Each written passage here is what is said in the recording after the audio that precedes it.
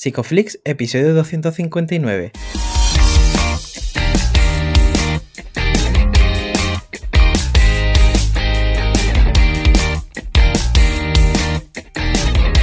Bienvenidos a Psicoflix, un podcast para psicólogos y psicólogas, un podcast donde entre todos buscamos ser cada vez mejores profesionales de la psicología.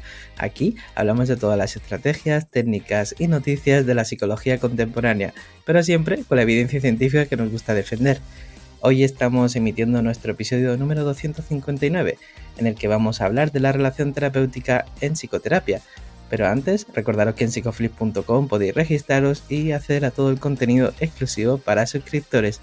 Bueno, bienvenidos al podcast, muchas gracias por estar aquí. Yo soy Ye. ¿Qué tal, Darío? ¿Cómo estás? ¿Cómo empieza tu lunes?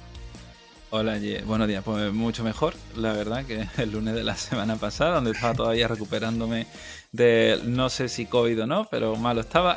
Ya me he ido escuchando que esto, bueno, está afectando a mucha gente. Un abrazo también a toda la gente que esté ahí con síntomas persistentes y tal, que yo creo que esto está ahí como en la sombra, pero está afectando. Y nada, estamos contentos también por todo lo que se hace, como siempre. Muy contentos, aunque ya la gente no pueda entrar con el curso avanzado de ACT. El otro día que estuvimos con Eparquio, esta semana estamos con Juanjo. Me está gustando mucho la coherencia que se le está dando, ¿no?, por parte de todos los docentes, y estoy seguro de que para mucha gente será un punto de inflexión.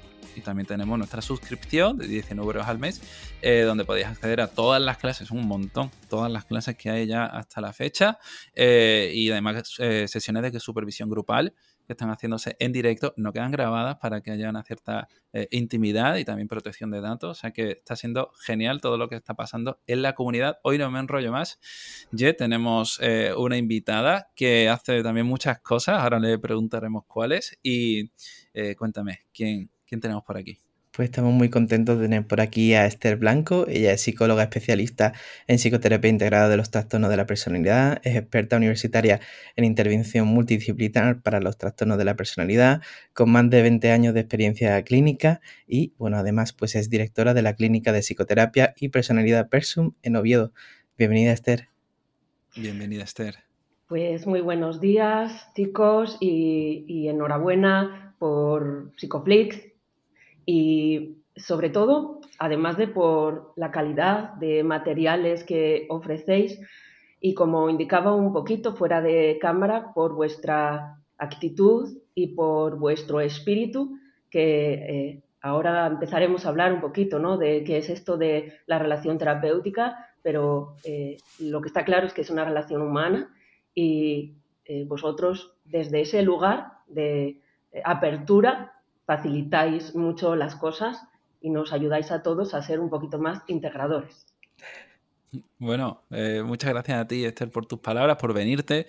Y siempre digo que la calidad de Psicoflix lo hacen los vínculos con la gente que tenemos, y tú eres hoy una de ellas. O sea que te damos las gracias a ti también, ¿no?, por estar construyendo todo esto en conjunto. Que además no es lo único que haces, Esther. Ya sabes, te decía al principio, suelo preguntar un poco por la agenda de la gente que viene, ¿no? Así que cuéntanos un poco cómo está siendo la tuya ahora mismo y en qué cosas estás metida. Uy, pues bueno, os voy a confesar algo que mi madre siempre ha dicho de mí cuando era pequeña, que era muy pesada con el porqué. Con el porqué, ¿no?, de las cosas. Y me decía, mira, niña, pregúntalo ya en el colegio, ¿no?, porque ya no podemos más con los porqués. Así que bueno, ¿qué es lo que hago? De todo. ¿Y qué es de todo? Bueno, yo tengo 48 años. Hace 20 años que en el año 2000 acabé la carrera de psicología en la Universidad de Oviedo, una época cognitiva conductual que hizo que terminase, bueno, pues pensando que me faltaba todo por saber, y entonces, bueno, desde ahí y hasta hoy no ha parado pues mi espíritu por leer, estudiar, el tiempo que permite mi vida, porque no soy académica, no trabajo en la universidad, sino que veo pacientes desde hace 20 años. Ahora mismo estoy en mi despacho y la agenda la tengo llena de pacientes, y la agenda la tengo llena de libros, de muchos libros. Creo que soy pues quizás experta en muchas cosas y máster en ninguna.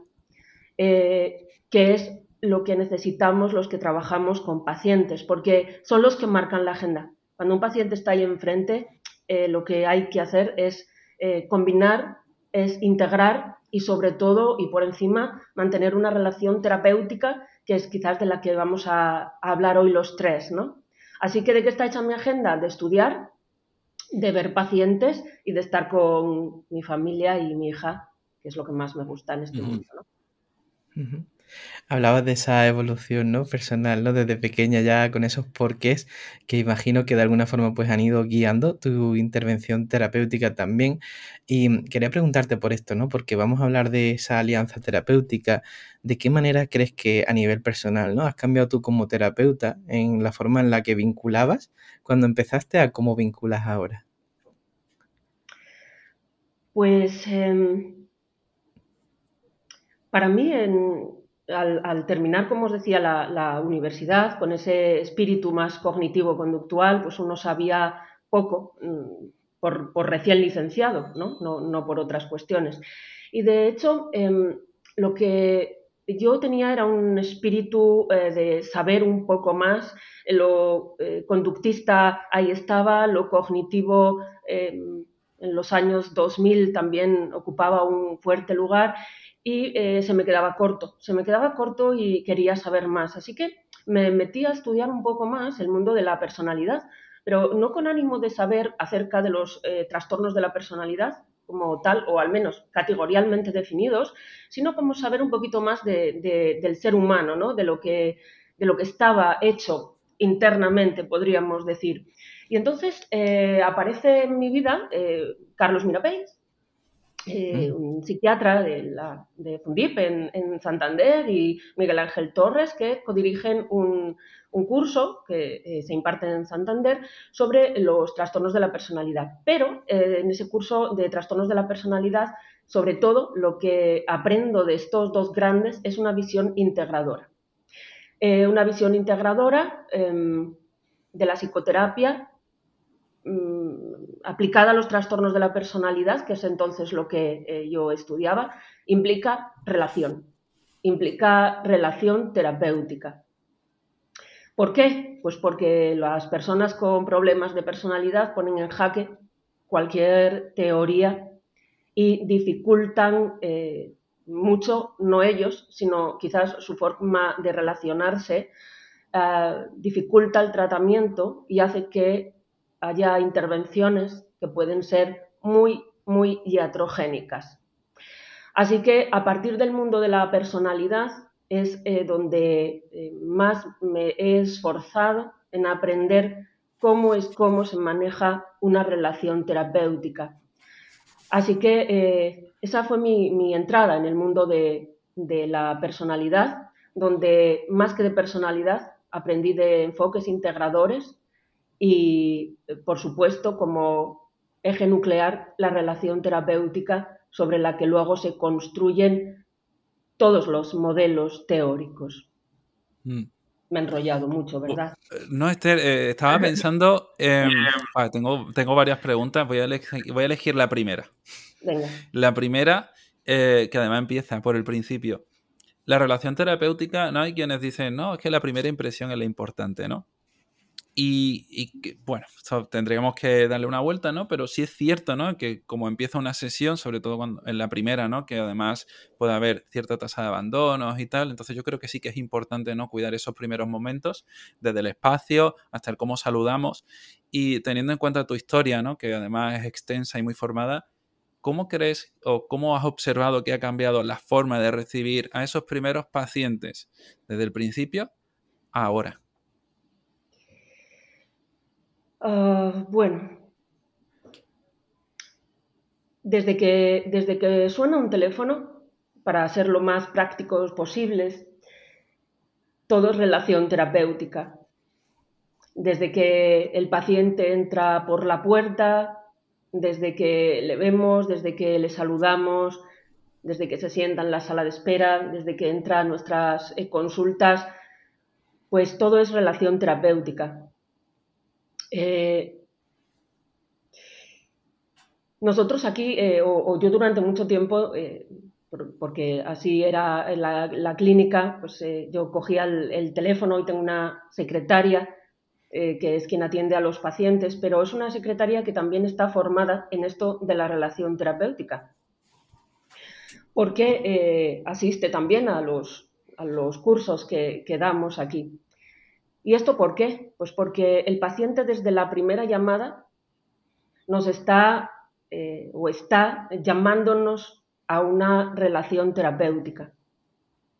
Y nos está llamando pues porque da igual el modelo que utilicemos, modelos más conductistas, modelos más cognitivos, modelos más psicodinámicos, lo que el paciente está es vinculándose o es relacionándose con nosotros. Una vez que ya está en nuestro consultorio, ya es donde mayoritariamente se despliega, ¿verdad?, esa relación terapéutica. Y como os decía antes, la personalidad es la que pone en jaque a todas las teorías. Y no porque los trastornos de la personalidad sean aquellos a los que yo me dedico, que sí, sino porque a mí lo que me parece es que de alguna forma todo es personalidad. O sea, ¿qué no es personalidad? ¿Quién de nosotros tres no tiene una forma de ser que le caracteriza?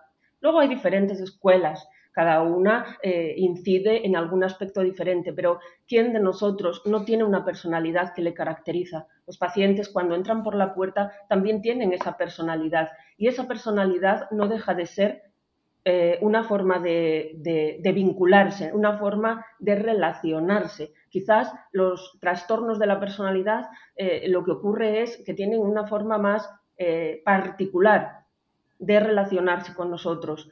Y ese es, de alguna forma, el eje del tratamiento. ¿Vamos bien? Sí. ¿Y cómo crees tú? Porque, por ejemplo, ¿no, Esther?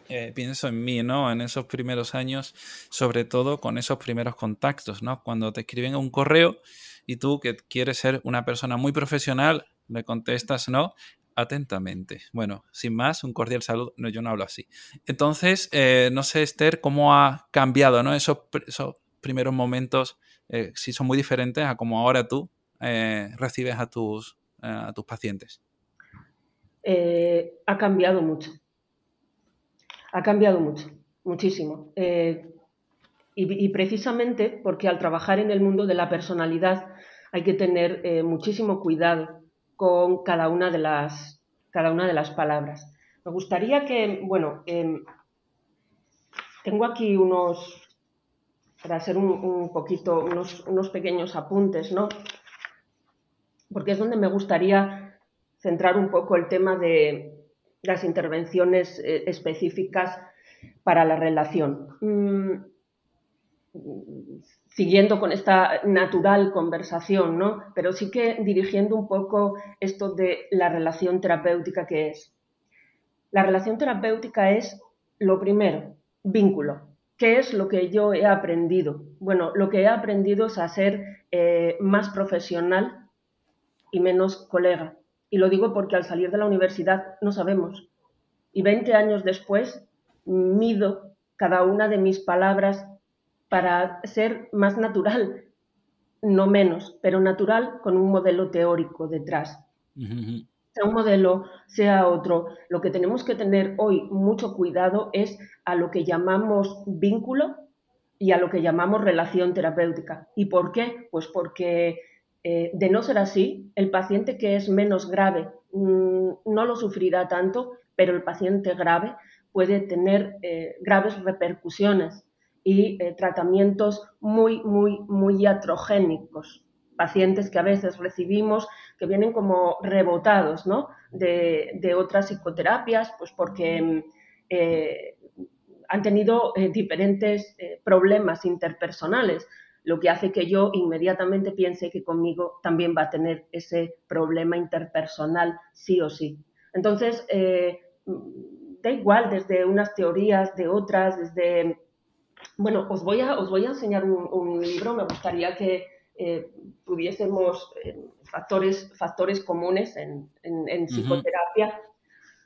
donde un capítulo, recomiendo mucho este libro, un capítulo viene dedicado a intervenciones específicas en las relaciones. Un apartado importante es el vínculo. El vínculo, ¿qué es vínculo? Bueno, vincularse o qué es vincularse. Este libro, al igual que desde otras posturas también psicodinámicas, habla del vínculo como empatía, compasión, aceptación, colaboración. Yo creo que esto lo sabemos todos y lo practicamos, pero hay que tener mucho cuidado porque tiene muchas peculiaridades.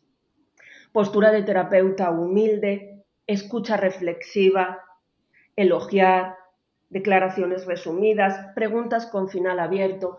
Yo creo que todo esto es algo que todos tenemos en nuestro bagaje, pero también es verdad que nos dice o nos avisa de cuidado con este que llama reflejo de enderezamiento, ¿no? El terapeuta humilde es el que se sienta enfrente del paciente y es el que le pregunta, no es el que da consejos, herramientas, técnicas, cosa que ahora pues, se escucha mucho quizás por desgracia en redes sociales, ¿no? Lo llama así, el reflejo de enderezamiento. La humildad es sentarse al lado de un paciente para conocer, ¿no? Para conocer y para conocerle.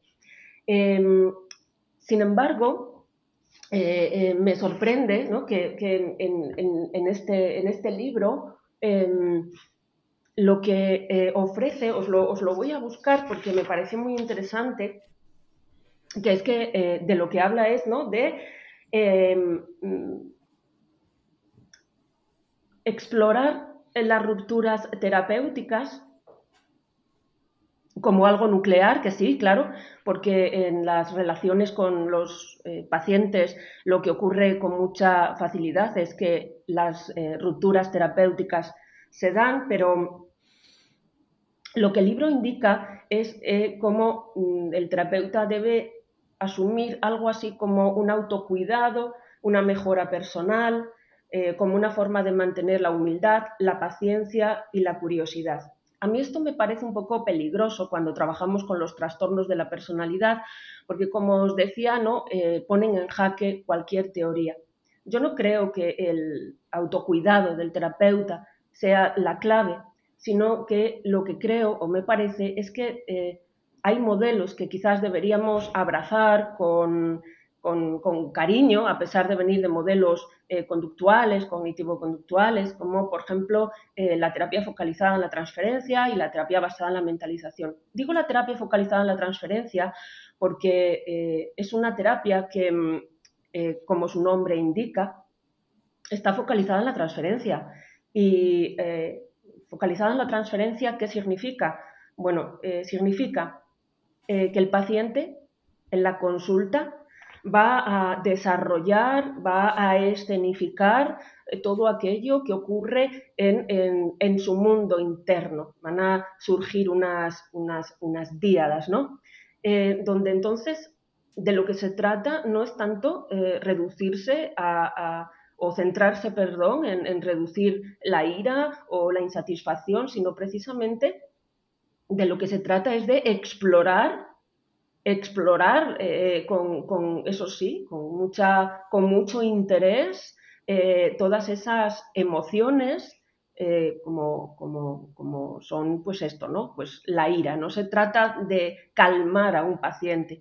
Yo creo que cuando todos hemos sido inexpertos hemos tendido máximamente a calmar, a lanzarnos a lo mejor por cuestiones más personales que académicas a calmar, a ayudar al paciente y a sacar de encima todo eso que de alguna forma podrían ser llamadas emociones negativas. Pero sin embargo de lo que se trata, y la terapia focalizada en la transferencia en esto nos ofrece grandes lecciones, ¿no? Que es precisamente explorar toda esa parte que desde la, para vosotros más conductistas, evitación experiencial, mecanismo de defensa para posiciones más psicodinámicas, es rechazado, es algo con lo que no queremos conectar. Es decir, Darío, que me lo has preguntado varias veces y no voy al grano, ¿no? No se trata de ser personas que no somos cálidas, que no somos afectuosas, que no somos empáticas. Claro que sí, pero yo creo que es nuclear darse cuenta de que tenemos que ser los primeros, que no podemos permitirnos que el paciente evite las emociones desagradables, porque en la evitación experiencial o en mecanismo de defensa, según orientaciones más psicodinámicas, está la clave de la integración. Si al final es ser flexible, ¿no? Como Molinero también decía el otro día en ACT, ¿no? ¿Cuál es la finalidad? Ser flexibles. Yo creo que todas las psicoterapias hoy están de acuerdo en que de lo que se trata es de la flexibilidad. ¿Qué es la flexibilidad? La flexibilidad es la integración. ¿Qué es la integración? La integración es la capacidad de sostener dentro de nosotros lo bueno y lo malo, lo mejor y lo peor, no ser personas que reprimamos o que disociemos, si usamos nomenclaturas más psicoanalíticas, o que no caigamos en una evitación experiencial. Entonces, Esther, lo que podríamos señalar, ¿no? Es que aunque es importante, ¿no? Crear este espacio seguro, ¿no? Y esta buena relación terapéutica, al final se van a dar una serie de límites que son profesionales, ¿no? Que no se van a dar tanto con amigos, con amigas, con familiares, y que es lo que diseña, ¿no? Ese espacio terapéutico. Así que cuéntanos, ¿no? Cómo ir teniendo en cuenta un poco esos límites y a la vez cuidar mucho, ¿no? de esa relación terapéutica. Pues bueno, como os decía, ¿no? En relación terapéutica, con factores comunes, relación terapéutica, hay 3 cuestiones nucleares. Y 3 cuestiones nucleares lo son para factores comunes y lo son también para una psicoterapia contemporánea, psicoanalítica, como por ejemplo la terapia focalizada en la transferencia. ¿Cuáles son las 3 patas fundamentales a la hora de relacionarnos con un paciente? Son vínculo, son metas, son tareas. Bien, empecemos por vínculo. ¿Qué es vínculo? ¿Qué es vincularse? ¿Es ser empático? Sí. ¿Es ser compasivo? Sí. ¿Es aceptación? Sí. ¿Es escucha reflexiva? Sí. Ahora, Darío, la pregunta que me hacías, que te decía que ahí empezó a crujir esto un poco, ¿no? Pero ¿en qué medida hemos cambiado a lo largo de los años? Bueno, yo a lo largo de los años lo que hago es, por supuesto, seguir manteniendo la empatía, la compasión, la aceptación, pero como siempre, ¿no? Los trastornos de la personalidad, los trastornos más duros o más serios de la personalidad nos exigen mucho más allá de empatía, compasión y aceptación. Pues ¿por qué? Pues porque las cosas no nos las ponen nada fáciles y porque, como decía Beck en su día, con el amor no basta, ¿no? Empatía, compasión y aceptación no son suficientes, de la misma forma que el cuidado del terapeuta, el autocuidado del terapeuta no es suficiente. Para mí, entrar en modelos psicodinámicos me ha dado las armas para poder trabajar máxime con estos pacientes y para, por supuesto, entonces, no hacer intervenciones iatrogénicas y además no quemarme como terapeuta. ¿Por qué? Pues porque esto, empatía, compasión, aceptación, no son suficientes. Y no son suficientes pues porque el paciente con trastorno de la personalidad, como os decía antes, ¿no? Que pone en jaque a todas las teorías, lo que el paciente con trastorno de la personalidad viene es a desplegar en consulta toda una serie de formas de relacionarse, de vincularse, como dice la terapia focalizada en la transferencia, nos viene a transferir, es decir, nos viene a escenificar en las consultas toda una forma de relacionarse. Y la empatía o la aceptación no van a ser suficientes. De hecho, algo que también es importante tomar en consideración es el tema de las rupturas terapéuticas, porque con los pacientes con trastornos de la personalidad máxime, aunque con todos los pacientes, las rupturas terapéuticas es fácil que se lleven a cabo, ¿no? Este libro de factores comunes nos habla de dos tipos de rupturas, que son por retirada y por confrontación, ¿no? Rupturas por retirada, pues son aquellas simples, pues a lo mejor imaginemos un cambio de cita, ¿verdad? O una ruptura por confrontación, cuando el paciente viene y nos critica o viene enfadado porque le hemos hecho esperar, o es un paciente que llega tarde. Desde modelos quizás menos de orientación menos psicodinámica, de lo que se trata es de que con humildad, ¿no? Aceptar que quizás nosotros hemos cometido algún error o le hemos cogido tarde, y aunque eso sí es cierto, yo creo que lo que hay que tener muy en cuenta es esto, ¿no? Que en ese escenario se está dando una transferencia, se está escenificando todo un mundo interno del paciente en general, del paciente en general, y del paciente con trastornos de la personalidad en particular. Ahí necesitamos unas estrategias más específicas o más acertadas para trabajar con estas rupturas. No se trata solamente de quedar bien, ¿no? Porque con nuestro interés genuino, ¿no? De ayudar, de calmar, de lo que se trata precisamente no es de calmar y no es de reducir la ira para recuperar la relación, sino todo lo contrario. Es decir, que el paciente pueda acabar por no evitar o dejar de usar mecanismos de defensa, de igual que orientación utilicemos, para acabar por integrar. ¿Integrar el qué? ¿Qué es integrar? Molinero decía el otro día que la ACT, de lo que se trataba, el objetivo último era la flexibilidad. Para las terapias psicodinámicas también es la flexibilidad. ¿Pero qué es la flexibilidad? ¿Pero qué es entonces la salud mental? ¿En qué acaban todos los modelos terapéuticos?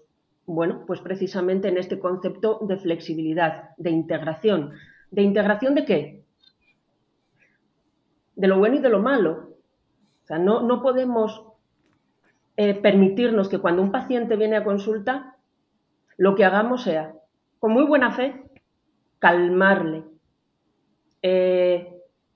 quitar de encima, bajar esa, imaginemos, ira, enojo, con una actitud de empatía, sino, por supuesto que empáticamente, pero empáticamente ayudar al paciente a que comprenda que esa es una relación escenificada y que esa es una forma de relacionarse habitual en él, que dentro de él también hay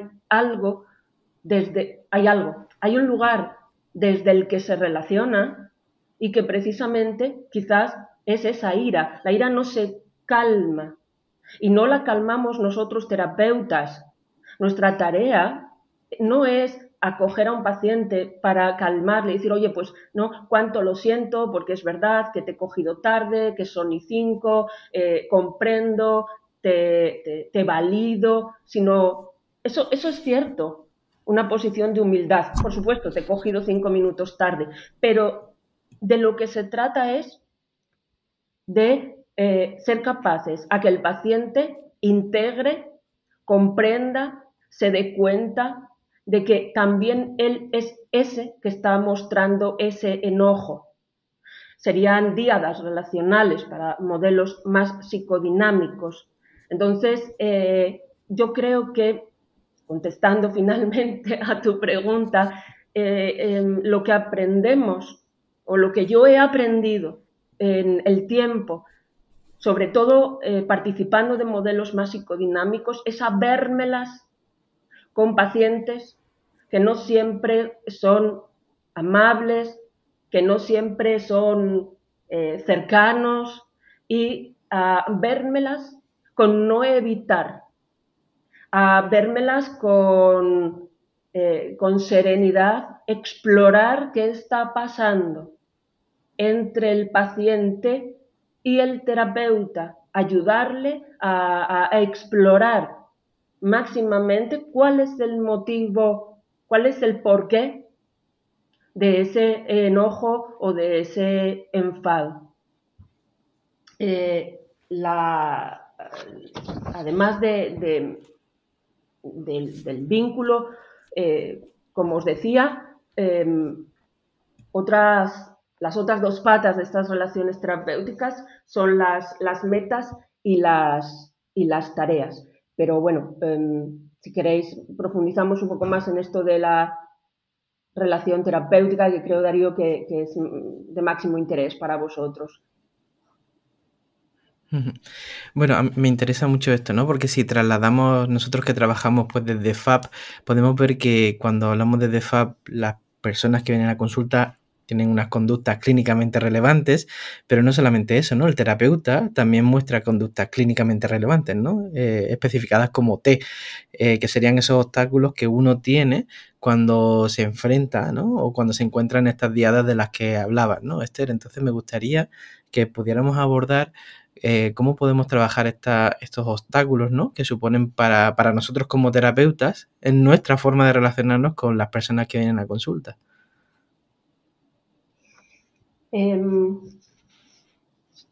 Cada modelo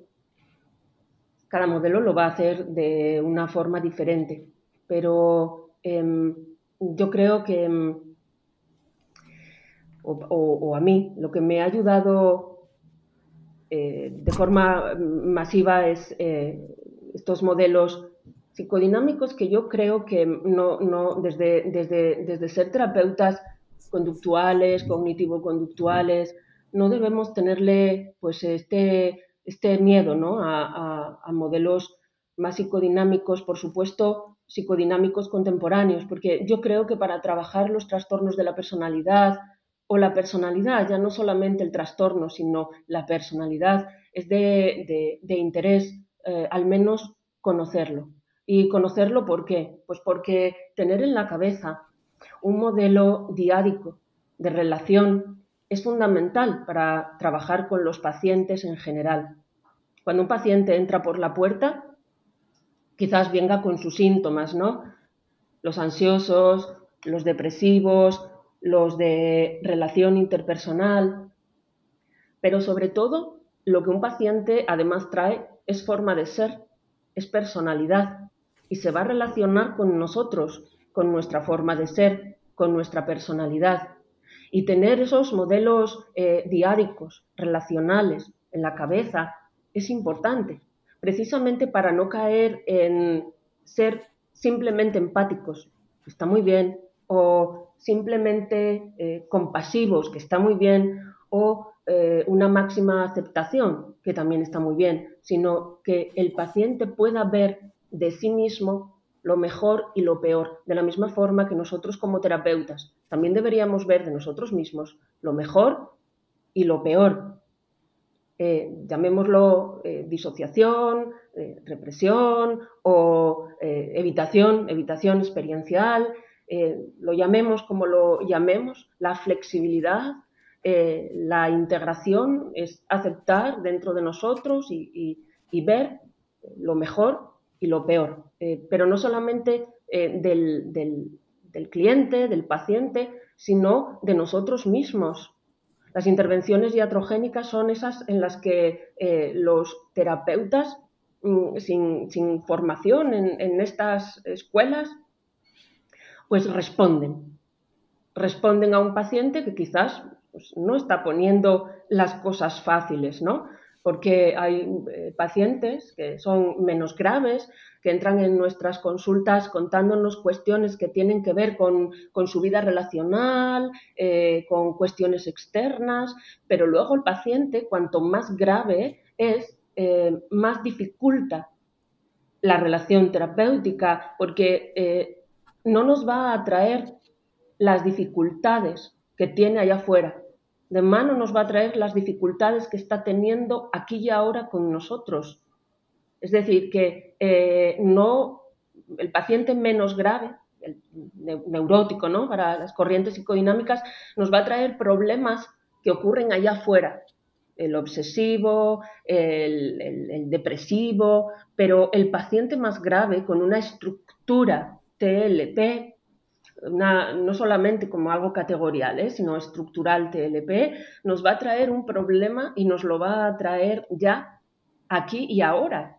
Es decir, que el primer problema que el paciente nos va a traer probablemente sea que no le cogimos el teléfono, que no le devolvimos la llamada, que le hemos hecho esperar demasiado en la sala de espera, y todo esto tiene que poder ser explorado de forma masiva con mucho interés en la consulta. No puede ser evitado.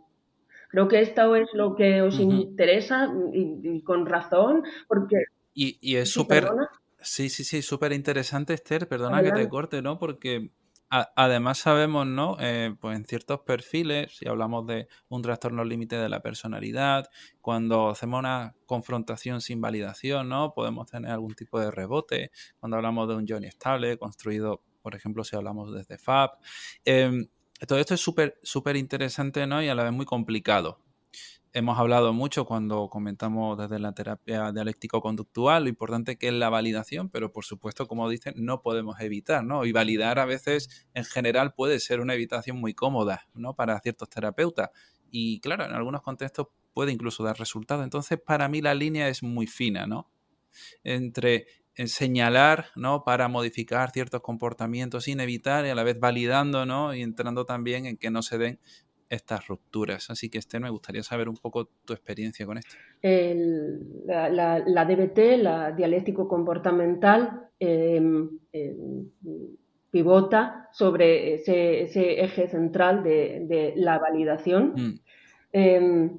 donde para Marshall Linehan el error de base ha sido esa ausencia de validación por las figuras, de tal forma que validar se convierte en principio nuclear. Pero bueno, pero validar no es, cuando se estudia en profundidad, ¿no? La DBT, validar no es estar de acuerdo con el paciente, sino que validar es comprender de forma masiva qué está en la mente del paciente. Es que validar para la DBT, mentalizar para la terapia basada en la mentalización, la exploración, para la terapia focalizada en la transferencia, que son los modelos, ¿no? Con evidencia para los trastornos de la personalidad.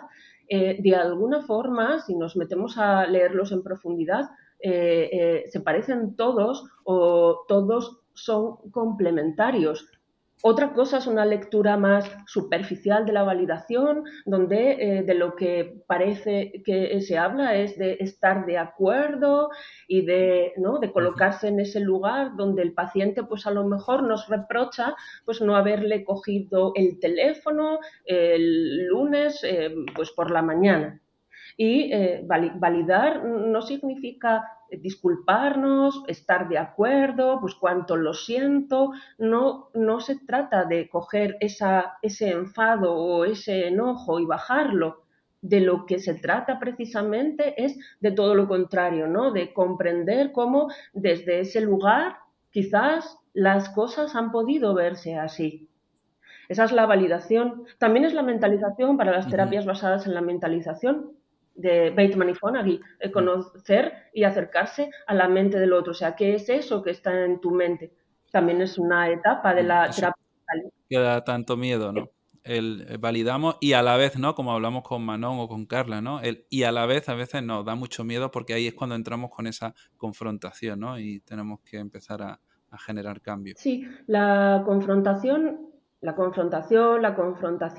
empática también desde diferentes modelos. Quizás suena potente, ¿no? Esa palabra, confrontación, pero confrontación significa simplemente con mucho interés genuino por parte del terapeuta mostrar las contradicciones, ¿no? O sea, puede ser que el lunes yo para ti haya sido la peor persona del mundo porque no te he cogido el teléfono, pero hoy parece que sin embargo me ves con otros ojos. Bueno, confrontar es poner sobre la mesa las contradicciones, y diferentes modelos proponen esta contradicción para ir otra vez al mismo lugar, ¿no? Que es la integración última, que es la aceptación, la integración de aspectos disociados o escindidos, que, dicho popularmente, ¿no? Entre el blanco y el negro, pues quizás esté el gris. Uh-huh.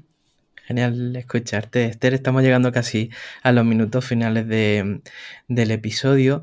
Te quería hacer como una pregunta muy breve, muy rápida, ¿no? Es que serían esos 4, 5, 6 consejos, ¿no? Que podrías darle a un terapeuta que trabaje, ¿no? Con trastornos de la personalidad. Más que... recomendaciones. Más que trabaje con trastornos de la personalidad, diría que para todos los terapeutas, que es tomar en cuenta personalidad, no los trastornos de la personalidad, porque entonces ya nos metemos en el mundo de las categorías, del DSM.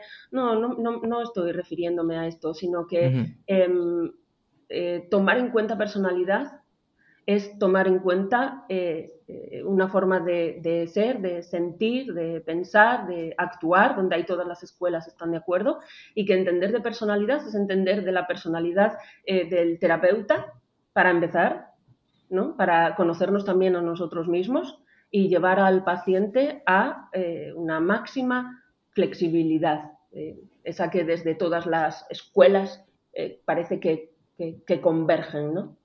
En la integración y en la flexibilidad. Estupendo, me parece como un resumen genial, ¿no? De la conversación que hemos ido comentando hoy. Y Esther, ¿dónde te podrían localizar? Si alguien quisiera conocer más sobre el tema, sobre vosotros, sobre Persum, ¿dónde os podrían encontrar?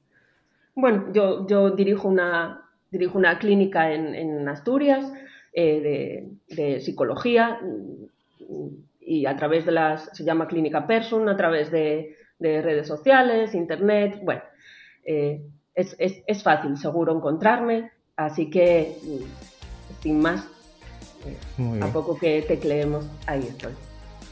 Muy bien, pues pondremos el enlace en las notas de este mismo programa para que la gente lo tenga todo a mano.